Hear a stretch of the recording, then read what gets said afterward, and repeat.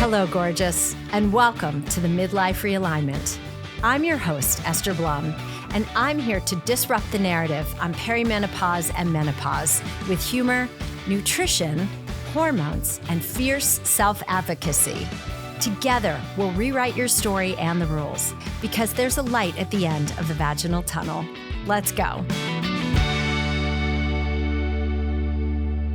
Dominique Debroux is a producer, entrepreneur, and nutritional chef whose work bridges storytelling, science, and women's empowerment. She produced 40 Weeks and the new documentary, Wise Women, Humanity's Untold Origins, reframing menopause as the evolutionary foundation of female leadership. Through her film, food ventures, and advocacy, she champions women's vitality and visibility in midlife and beyond. I hope you enjoy today's episode of the Midlife Re-Alignment. Dominique, you produced the recently released menopause documentary, Wise Women, Humanity's Untold Origins. What is the film about, and really, how does it help women through menopause? The film is it's a women's leadership film told through the evolutionary history of menopause. And why that's important is that right now, culturally and medically, we believe that menopause is a recent thing, that we've now started living longer and therefore we outlive our fertility. But we show the science that it's actually an evolutionary adaptation that happened millions of years ago. And those postmenopausal females in our ancestor groups helped us organize society and lead society so that we could have the complexity that helped grow our brains to become the Homo sapiens that we are.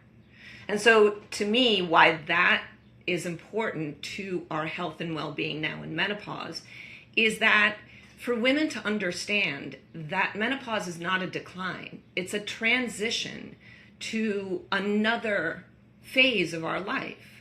And it's a wisdom and leadership phase of our life. So it's a very necessary phase in our lives. So in a world where women were not living long lives or long past menopause, most women, historically were dying around the time of menopause, hundreds of years ago.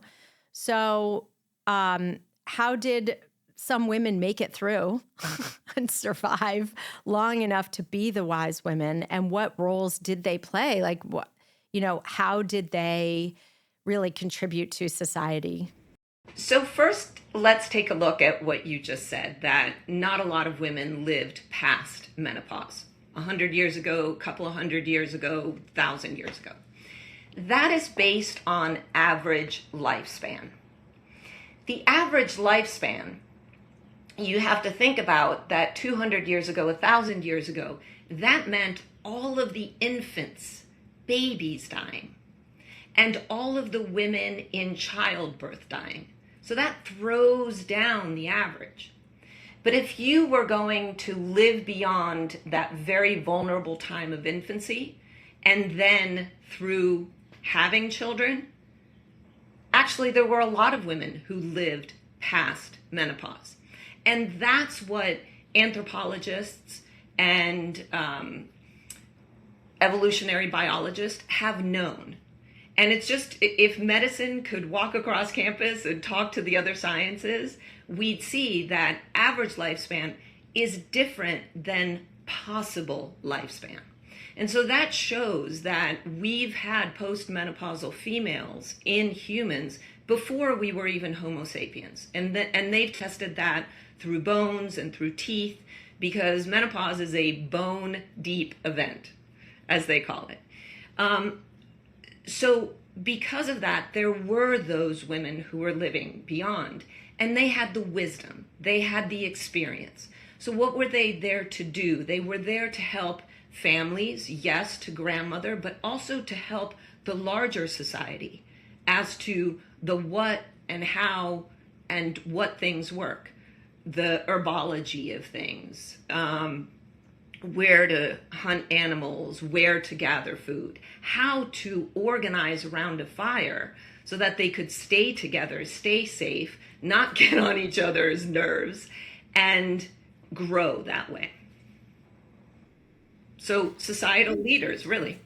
Which is really not too different than what's happening now in our world. I mean, women like Arianna Huffington didn't even start the Huffington Post until her mid-50s. Vera Wang is grinding away in her 70s. I mean, it's interesting that, we're talking about it from an anthropological perspective, but at the same time, it still holds true today. Oh, completely. And it holds true. And I've been able to talk to, so I met Arianna Huffington and I've met Vera Wang, and I've been able to talk to some of these women. And there's a general feeling that they feel like they have done something extraordinary. And they have. I mean, they are extraordinary women. But extraordinary in the way that somehow they were told that they were meant to stop, back down, that their fertility and reproductive phase was the most important, but they went beyond it. And for me, having this science in the film, for me, gives the permission for women to listen to themselves, because most of us know that that's not the case, that all of the phases of our life are important.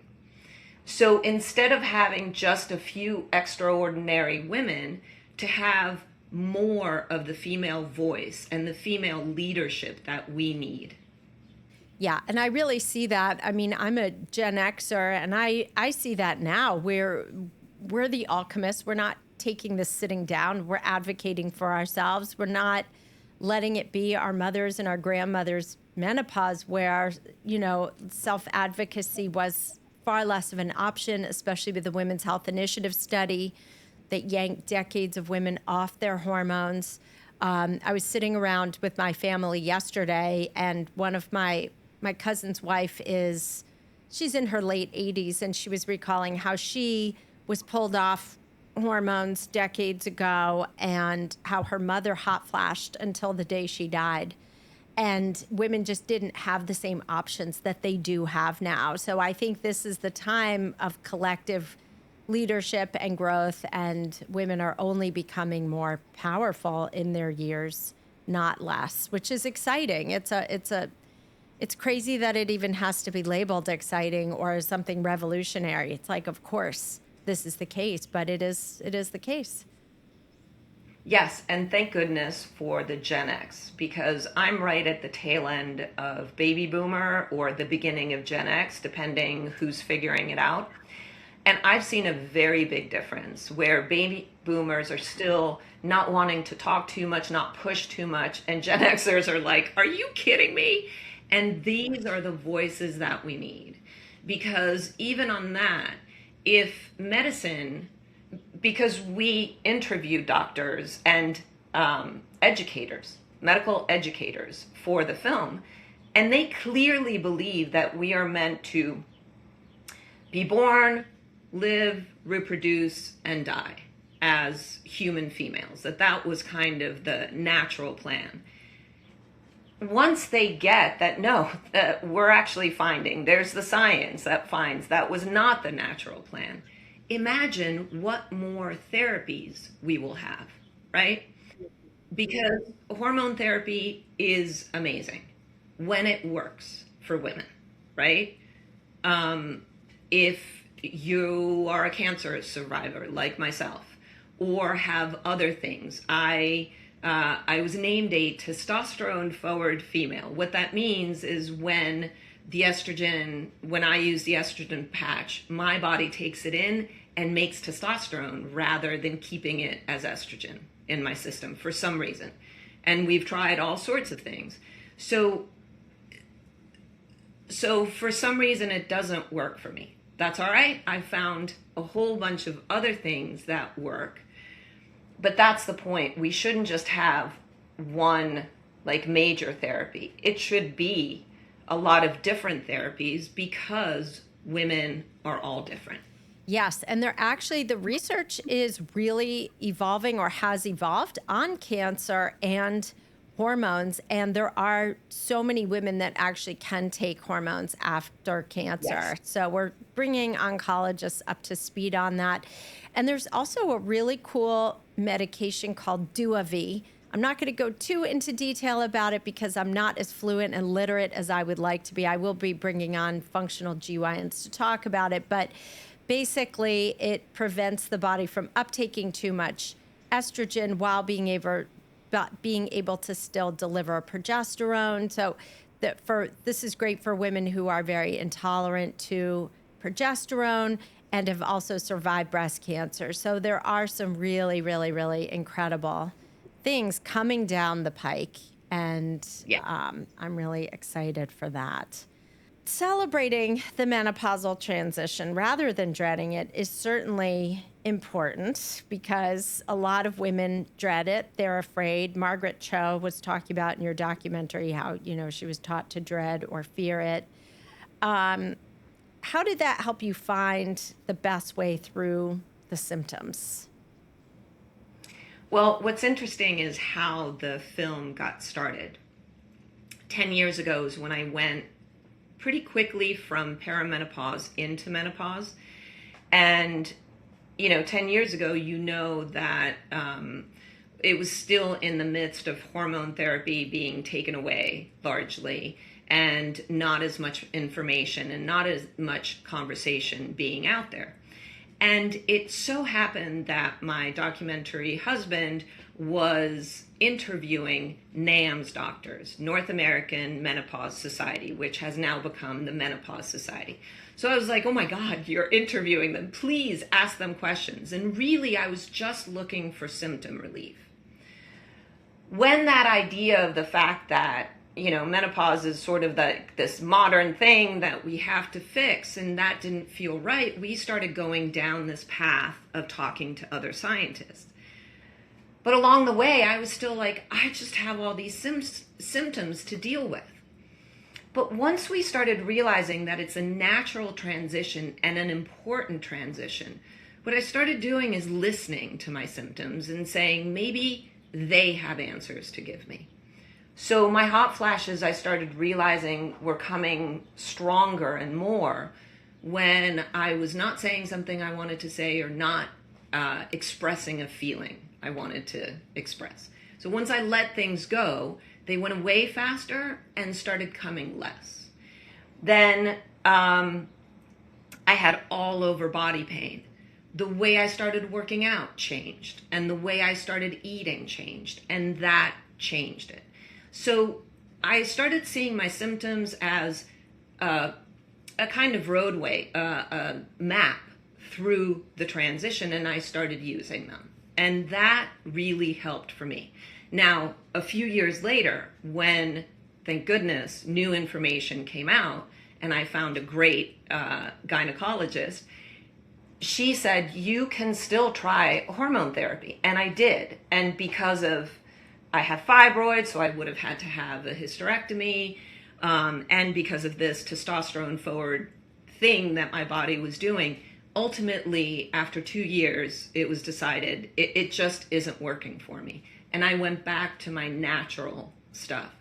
But the biggest thing is realizing that it was not a time to dread. It was a different time in my life, motivated me to take care of myself and to look at what's going on and listen for the signals that it's giving me. Which is, I think, beautiful work, because we all know that, hormones aren't the end all be all. They are a piece of the puzzle. There is diet, there is lifestyle, there is exercise, supplements, breathwork, mindfulness. So there are some amazing tools, and I do have clients in my practice who can't take hormones or just decide they don't want to. And so we do employ many other techniques and many other adjuncts, like all the pieces of the pie I just mentioned. But I also want to mention that scientifically, fibroids are not a disqualifier for HRT as well. So we don't want to... Yeah, I just want to make sure the messaging Sorry, is sorry. clear on that. I should have explained more specifically that the fibroids that I had, because the estrogen made them grow, I was Yeah. just bleeding all the time. Yes. So Yes. in my particular case, the only thing that I could have done, because the fibroids themselves couldn't be taken out without the entire uterus. So that was my experience. But no, fibroids are not an issue. And there's no reason not to have a hysterectomy if everything else works for you. Yeah, and it goes to show you individualized medicine. Like, it's so unique for all of us. So every woman's path is so unique, and that's why it's really important to work with a provider and work with yourself to find lots of treatment options. If you're only offered one option, like, well, hormones are it, and if you don't take hormones, I can't help you. Or here's a birth control pill. No. Or, here's only lifestyle without hormones. Like, you always want to find a provider that will give you every different option under the sun and try different things until you land at a point where you have peace of mind. You feel like you're connected to your body, and this is what works for you. It's that simple. It's never one militant thing. And if we find someone who isn't open to other solutions or opening to just hearing you as a woman who knows her body, who lives inside her body and understands what she's experiencing and giving you very real data, in your case, bleeding, continual bleeding, aromatizing testosterone to estrogen, like those are very real things that happen to women. So I'm glad you found a provider. You've clearly worked through the rounds and said, all right, I'm going to really work on mind, body, diet, and lifestyle because that's what's going to treat my symptoms. And are you currently asymptomatic? How are your symptoms now? Yeah, mostly. Yes. I hot flash very, very rarely.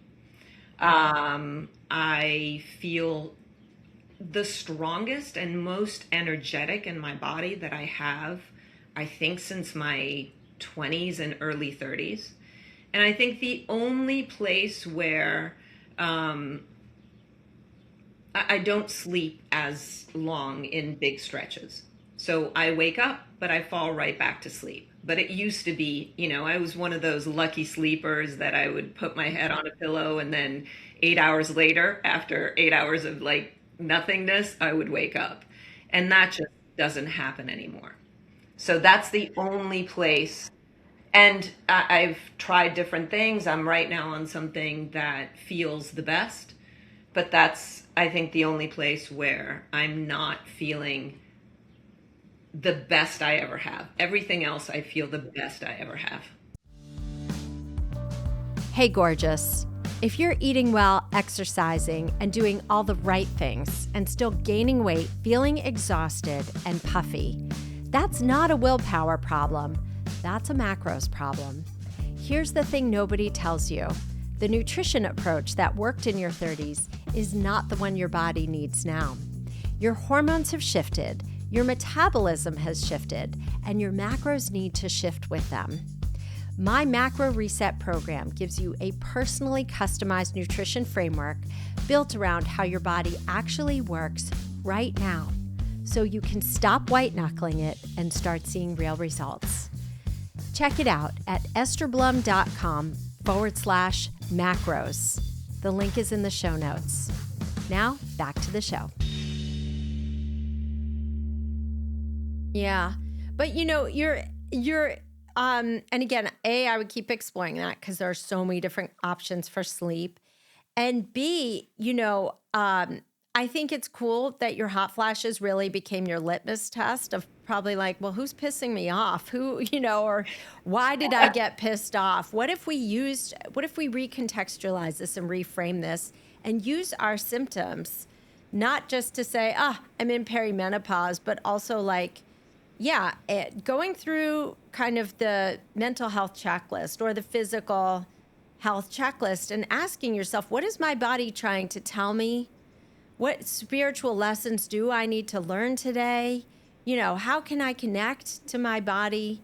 And it really, when we stay in the question of it all, it can be a really powerful learning tool and just another way to ground ourselves. Yeah, I really believe that this transition is a time where we stop rushing or trying to hit the next fire that's happening in our lives, or that we believe that is happening in our lives. And we take a look and we think, what is the best thing for me? What makes me the healthiest, mind, body, and spirit? And take those things on. And a lot of those things are things, lifestyle changes and habits that we ought to have picked up. But in this transition, you don't have the choice anymore. You really have to look. And I think that it's so important to work with coaches like you, because sometimes it's hard for us to fight the battle of finding the right doctor, looking through so much information, and having somebody that can kind of focus us and has done the research, has met the medical professionals, and can point us better is really important. Mm-hmm. Well, and another piece that you really tapped on in the documentary, which I thought is such an important piece to continuously remind ourselves of, is really elevating ourselves in midlife, elevating our personal power, and really stepping into it. And a lot of women, in perimenopause develop rampant thyroid disorders, autoimmune Hashimoto's in particular, because the thyroid's so rich in estrogen receptors. So when estrogen levels decline, we're not fueling our thyroids as well. And all of a sudden, we're feeling exhausted, we're gaining weight, we have brain fog, we're losing hair, all of these symptoms of hypothyroidism. And we have to also remember that the throat chakra is our voice, and there lies a lot of unspoken rage or truths that we've been suppressing our whole lives, and we no longer can suppress them due to that decline in estrogen. Our filter falls. So I'm curious, did you interviewed Luann Brizendine? Am I pronouncing her name right? I'm curious, were there any takeaways around that from her that you garnered, or any other of the providers that you interviewed? Yes, huge takeaways from Luann. So first of all, she wrote a book and she called it The Upgrade. She's now, I think, lately bringing it forward with a new title. But I'm going to go back to her original title, because in her book, she really speaks about the menopause transition for the brain being an upgrade. So she is a neuropsychologist, right? So not just a psychologist, but somebody who really looks at the brain scans, what's happening in there, etc. And up until when I read her book and spoke to her, it just seemed all this negative, you're heading into dementia, possible Alzheimer's. You do get that brain fog and menopause brain, some point during perimenopause and at the beginning of menopause. So all of those things are really frightening. But speaking to her and reading her book, you learn that in the same way that for any of us who have had children and you had pregnancy brain, and they found that what was happening to the brain, that it was realigning itself. So getting rid of certain neural pathways and building new ones to become a mom, same thing.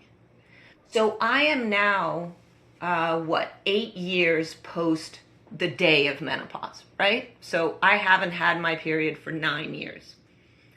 I have to tell you, and this happened, I would say about 2.5 years ago, I have never had this clear of a brain. I can make decisions so much faster.